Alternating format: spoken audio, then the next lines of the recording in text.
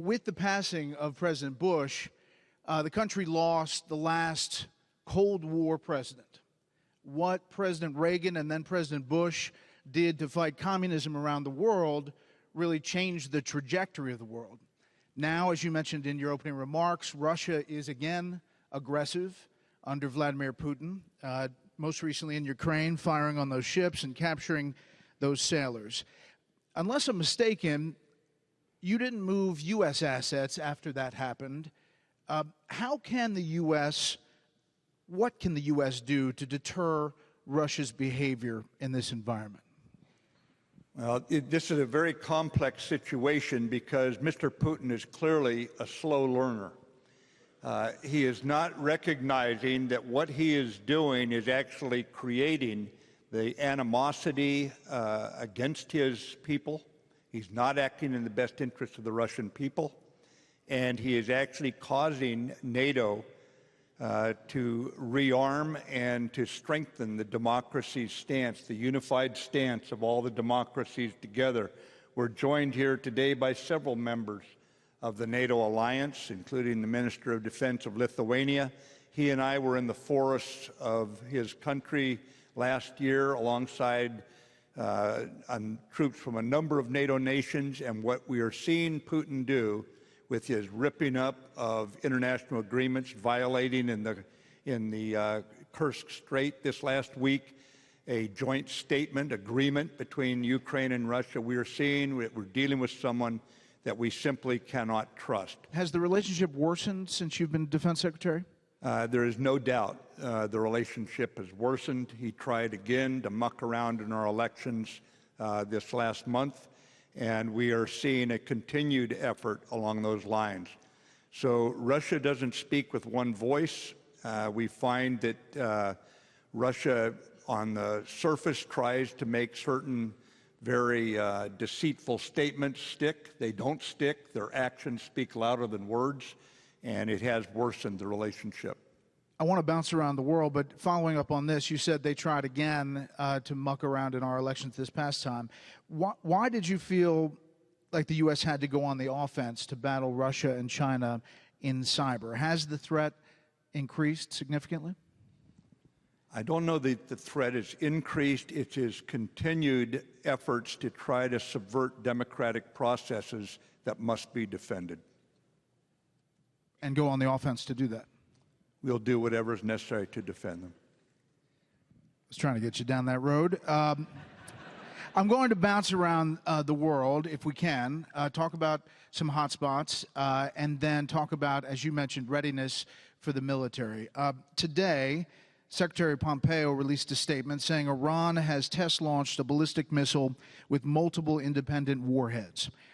What can you tell us about this launch, and how would you rate the threat from Iran, maybe compared to the threat from North Korea? Iran is an interesting case of a regime that does not care for the best interests of their people. They're a revolutionary cause at that level. They take actions, constant actions, that actually put their people in worse position. The threat from Iran is multifaceted. And certainly what they have done with this launch is violated the sense of the United Nations Security Council resolution that told them not to do these kind of launches. It shows that our best efforts to try to talk them out of their aggressive support of terrorism is probably going to be as unsuccessful as the UN's effort to stop them from launching missiles. And right now, the strategic level of threat from Iran is less worldwide than Korea's, but it is certainly significant regionally, and it could grow beyond that if it's not dealt with. And this recent launch is significant? Yes. Okay. Clearly, this administration has changed direction when it comes to Iran on foreign policy focus from the last administration. Some of the critics say maybe too far.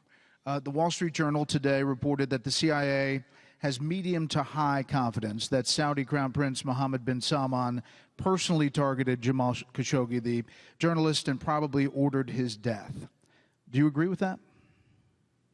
Well, First, when it comes to Iran, that is a factor we're going to have to deal with. It's best dealt with diplomatically, where diplomatic means don't work. The more we can unite everyone to confront Iran, we have to do so. When it comes to the Khashoggi murder, we have every expectation that whoever was involved in this, whether directly involved or directing the murder, is going to be held to account. That is our country's expectation. We see that as not in any way reducing the strategic imperative to work together, as many nations as possible, to keep Iran, to keep their mischief, their murderous mischief, under control, to reduce it, to roll it back. You know what they do through their proxies, Lebanese Hezbollah in Lebanon. You've seen what they've done in Syria to keep a murderer in power. And he would not be in power today were it not for the Iranian regime. Again, we do not have issues with the Iranian people. It's the regime. And what we're going to have to do is figure a way to have these two thrusts, accountability for Khashoggi's murder and unified confrontation against Iran's mischief, their terrorism, their murder, their mayhem, and keep those two lines of effort unrelenting. We want to know what happened, by who all was engaged with Khashoggi, but at the same time, we cannot deny the threat that Iran poses to all civilized nations. You know, some people looked at that image of the Crown Prince giving a high five to Vladimir Putin at the G20 and, you know, had a real problem with it, just looking at the geopolitical implications of all of that. But basically, you're saying that Saudi Arabia's help with the U.S. when it comes to Iran takes precedence right now. I don't think there is a precedence. Accountability for the murder of Khashoggi stands alone. It is distinct from any other factors going on. However, it is integral to our relationship with Saudi. Right now, we do not have a smoking gun. Except for the last 24 hours, ladies and gentlemen, I have seen all the intelligence we have. We do not have a smoking gun that the Crown Prince was involved. We certainly need to continue to explore everyone or explore all aspects of the murder and find anyone who was involved. But that should not in any way dissuade us from basically confronting Iran. All right, moving on. What happens if Congress passes legislation to halt U.S. military involvement in Yemen? Well, I don't like speculating on Congress. I'll wait, and I have another opportunity coming up this time in the House of Representatives. So you're going to make that case? I will make the case that we need to act on our own best interests, and that includes standing up for the principles we believe in. That includes freedom of the press, I might add, Bret, as a representative sitting here, and an admired one. And I would just tell you that we do not find standing up for our values in any way inconsistent with also providing for the protection of this country. Afghanistan. This week, unfortunately, you lost 5 soldiers in Afghanistan, 79 wounded. Do you really believe that the Taliban has an incentive to sit down for peace talks? You've dropped more bombs in Afghanistan than you have just in recent weeks in more than a decade. So are you trying to bomb the Taliban to the peace table? The Taliban have made very clear that the lives of the Afghan people are of no interest to them. They know they cannot win at the ballot box. At least that's been their supposition, and that's why they use bombs. If you can't win at the ballot box, you have to try to terrorize people into dominating them. So we are going to stand with the 41 nations, the largest wartime coalition in modern history is the NATO-led campaign in Afghanistan. It was down to 39 nations when we came in. 2 nations have joined. By the way, they're both Muslim nations. We're up to 41 nations. We have donor nations, 70 of them. They're committed to this effort. I will just tell you that if we leave 20-odd of the most dangerous terrorist groups in the world centered in that region, and we walk out of there, then we know what will happen. Our intelligence services are very specific that we will be under attack in a number of years, a very few number of years. Are you facing pressure to wind up the U.S. mission in Afghanistan? We're facing pressure right now on the Taliban. That's our goal. Our goal is to reconcile. We now have Ambassador Khalilzad. He is a very strong ambassador. He's in charge of the reconciliation effort, and we're going to do our level best to drive this to a political resolution in order to end it. It's gone on now. When you look at 1979, the year I first sailed into Mideast waters, that's the year that the Soviet Union invaded Afghanistan and turned the country upside down. We're going to have to try to end this war, and 40 years is enough. It's time to end it and get the people of Afghanistan back on the right track. It's going to take regional help. It's going to take the UN's help. But for the first time that I can ever recall, a week ago, the UN representative there said he sees real hope for peace. First time we've ever heard that. And that's what winning looks like there. Absolutely. Winning, go back to Secretary Clinton. When she was the Secretary of State, she laid out 3 conditions to the Taliban: break with al-Qaeda that attacked the United States and other countries, quit killing Afghan people, and live by the Constitution. If you can win with your party platform, then come on in. Those are the 3 starting points for how we reconcile and bring this war to an end. You mentioned Latin America. The refugee situation from Venezuela is really now one of the worst in the world. If Venezuela continues to spiral as it is downward, do you foresee the U.S. having to do something there? Well, first of all, we are doing something there. You know, when you look back at last year, it's a pretty rough year for democracy from some people's calculation, but not in our hemisphere. Democracy is actually spreading. We have 3 countries, Cuba, Nicaragua, Venezuela, who are living in the past. They're not going the right direction. The rest of the hemisphere, from Canada to the tip of Chile and Argentina, is going in the right direction. Those countries are very concerned down in that region with what's going on in Venezuela. It is tragic. Again, it's what happens when you have an irresponsible despot leading a country to ruin.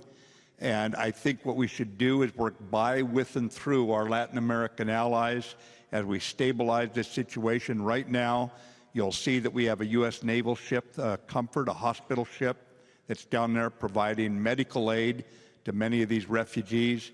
We are doing our best diplomatically and through humanitarian aid, but ultimately this regime is going to have to go, and it's up to the Venezuelan people, it's up to the regional states in that area to help expedite that and bring that country back to a more prosperous and positive future. You've been asked to cut the defense budget by 5%, the $716 billion defense budget. First, can you do it? Second, what effect, if you do it, would it have on fixing problems like those that led to many of the accidents involving aging equipment? Yeah, this is the normal give and take of building the president's budget, ladies and gentlemen. This is not a decision. This is where the president is trying to sort out competing priorities. And I would just, as I mentioned, Chairmans Thornberry and Chairman Inhofe have written where the House and the Senate committees right now, armed services committees are right now. I would just tell you that the issue is in play, and I'll give my advice to the president. I owe him the courtesy of that in private before I speak about it publicly. Well, you could say it's going to be challenging. It should be challenging. We don't want to spend any money in excess of what is needed on our defense. But at the same time, this is not an arena where we can calculate so precisely that I think we can take chances either. We've got to make certain we restore America's strength. You know, and I know that has been President Trump's platform from the beginning. It's up to me to make the logical argument about what the president's submission should look like from Office of Management and Budget to the Congress. At that point, the Congress, under their constitutional responsibilities, will take our input on board. But it's, again, remember, ladies and gentlemen, it's the worst form of government except for all the rest we've tried. This is what it looks like in the real world as we push it forward. But I'm optimistic that at the end of the day, we'll have what we need to keep our country safe. Mr. Secretary, are you concerned that with the force that you have today, that you could lose a war with Russia or China? Not in the least. Zilch, nada. No, my goal is to deter it and give the diplomats time.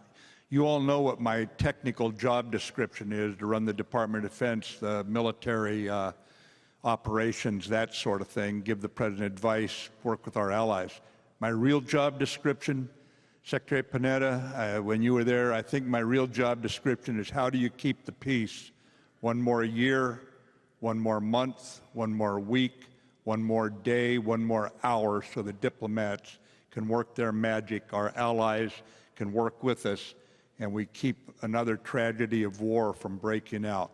There's a lot of question about the magic that is or is not working with North Korea. Days before this forum last year, North Korea launched its third ICBM, intercontinental ballistic missile. H.R. McMaster, then National Security Advisor, told me right here on this stage that the threat was increasing every day. What is your assessment of North Korea now as we get word of building long-range missiles and working on its nuclear program continues? Well, first of all, I think if you look at 1 year ago, you summed it up very well. It was going anywhere but good. And following the Singapore discussion between Chairman Kim and President Trump, it has now been shown to be clearly in the diplomats' hands. We have been able to actually reduce some of our exercises as a sincere measure to say we want the diplomat to succeed. None of us thought this would be easy, that it would be automatic, that it would follow a script. So we're going to have to roll up our sleeves and keep at it. We've got a lot of allies with us. As you know, thanks to the administration, we have 3 unanimous United Nations Security Council resolutions imposing sanctions on North Korea. Life is not good there. Yes, they're trying little ways to work around them. But the bottom line is, if they want out from underneath the UN Security Council resolution sanctions, they're going to have to make progress. But looking at the intel, as you do, are you optimistic? Yeah, you know, ladies and gentlemen, I'm not paid to be optimistic or pessimistic. I maintain a military that is second to none, with the fervent hope we won't have to employ it, but I have no doubt about the outcome if we must. Which country is more serious threat to the U.S., China, Russia, or North Korea? I'll throw Iran in, too. The way I would look at it, Bret, is, you know, I've always admired the way you do questions, by the way. I'll just throw it in. Because he goes to the heart of the issue. He doesn't dance around with his own opinion. You know what I mean? It goes straight to the issue. Here, I would break it down 3 ways: power, urgency, and will. In terms of urgency, North Korea is the problem. We have got to address that issue. It's an urgent issue. That's why the United Nations has Security Council resolutions that are unanimous. How many times, ladies and gentlemen, do you see repeatedly China, France, United Kingdom, Russia, the United States, and more, all voting with one voice? Okay, so think what that says about the urgency of this issue in Korea. Second, I would talk about power, raw power. When you look at Russia and the cavalier use of force, the cavalier discussions about nuclear weapons, clearly Russia needs to be dissuaded, deterred from going down a path that too often Putin appears willing to go down. When you look at will, I've had several meetings with my Chinese counterpart, and there is no doubt in my mind that China wants to return to what it believes is its rightful place in the world as a great nation. And I believe that we're going to have to find ways to work with China two nuclear-armed powers, superpowers, in a manner that when we step on each other's toes, which may happen from time to time, we have a way to manage those issues. And we are working quietly and, I would say, quite closely together. My Chinese counterpart, myself, Secretary Pompeo, and State Councilor Yang, we are working on trying to craft that way ahead. We're looking for cooperation where we can with China. We will confront them where we must. But it is not our desire to end up in that situation. It's to find a way to manage a new relationship. I believe 10 years from now, 15 years from now, what the Trump administration will be most remembered for, were we able to create that new way to operate with China? Were we able to create a mechanism by which we could maneuver on the world stage economically, diplomatically, security-wise, and keep the peace and not stumble into a miscalculation?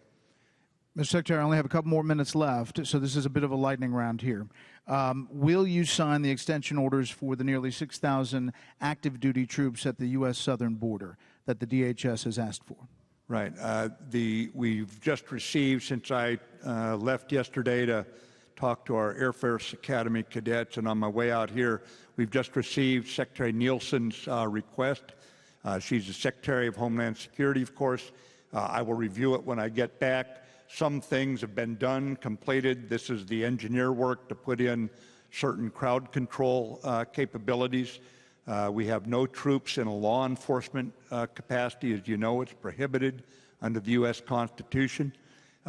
Remember here that, and I will review it, Bret, and I'll make certain that what we're doing is appropriate for our troops, and if it is and Border Patrol needs the help, of course we'll provide it. But look back to when President Clinton deployed troops along the border in order to maintain control over immigration. Look back to when President Bush put troops there. The longest duration deployment of federal troops on the border were under President Obama. 7 years they were deployed there. So we'll look at it. If there's a specific issue that requires Department of Defense support for the Commissioner of Border Patrol, then of course we'll provide that. But we'll stay strictly within the Constitution, strictly within our laws, and the law enforcement functions will be carried out by the appropriate people, either the Border Patrol or U.S. Marshals or other federal police, but not by the U.S. military. All right, last thing. The president was asked in an interview whether he was going to fire you or you were going to leave. First, he called you a Democrat, or sort of a Democrat. Then he said, everybody leaves, people leave Washington, but you have a good relationship. So do you have any plans to leave the administration soon? Well, if I did, Bret, you wouldn't be the one to know, okay? But ladies and gentlemen, let me explain something. When the President of the United States, Republican or Democrat, male, female, none of that matters. When the President of the United States, and I'd never met Mr. Trump until I met him as President-elect when he called me back for a job interview. When the President of the United States asks you to do something in America, you just do it. To quote Nike, just do it. Don't get all caught up into Hamlet, wishing and wondering and wringing your hands or something like that and say, I can to do or not to do or whatever. Just do it. Get up, go up, do your job to the best of your ability, uphold the Constitution, give the president your best military advice in my case. But, you know, we've got to get back to the point where service in this country is something you do. I mean, tell you the truth, the only reason I'm back in this low-paying outfit is because I love the troops, because I learned to hate minefields at age 21, but I love guys so valiant they would go through looking for something they didn't want to find because they didn't want their buddy behind them to step on it. And the other reason is I got a love affair with the U.S. Constitution. I'll just leave it at that. All right, let's leave it at that, because there is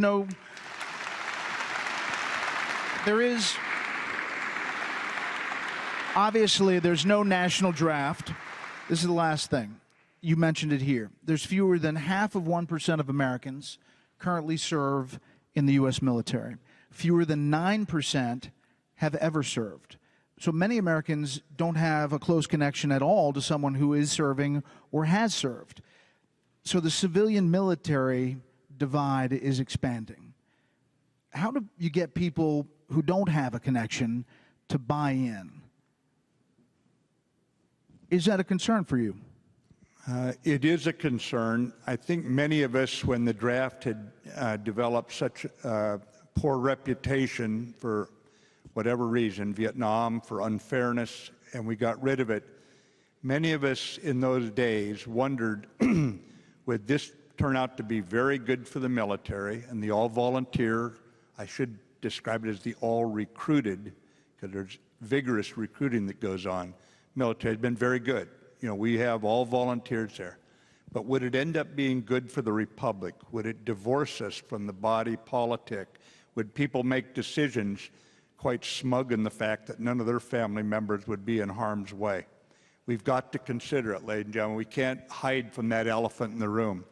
I think if, on a broader level, we can get back to a fundamental friendliness with one another as Americans, if we can rediscover a respect for each other as fellow Americans, even if we have very different ideas about how we take the country forward, we probably don't have big differences about where we want to go, ultimately. So if we can create a society in which respect and friendliness is the passport that we all have when we meet each other, whether it be in our school districts or in our businesses or public life or private life, if we can get back to that, then the military is part of that society, representing the most selfless, who literally will go in harm's way for us, will not seem alien anymore. They'll seem like your own brothers and sisters. At that point, whether they belong to your family, your immediate family, or your larger American family, I think we can keep this thing together that we call America. And it's just one great big experiment. But it's noble work, even if it's hard work, and we better all go back to finding a way to embrace one another. And in the military, we're not that special. We're simply patriots who decide this is the way we pay our dues. And a country's like a bank. If you want to take something out of it, if you want to get something out of it, you want economic opportunity, your kids to go to college, you got to put something into it. And there's 100 different ways to serve, but the military, the most selfless, has got to remain embraced by the American people, whether you have a member in the military or you do not. But thank you very much, ladies. Mr. Secretary, thank you for your service to the country, and thank you for this. And I'd love to have you on Special Report sometime.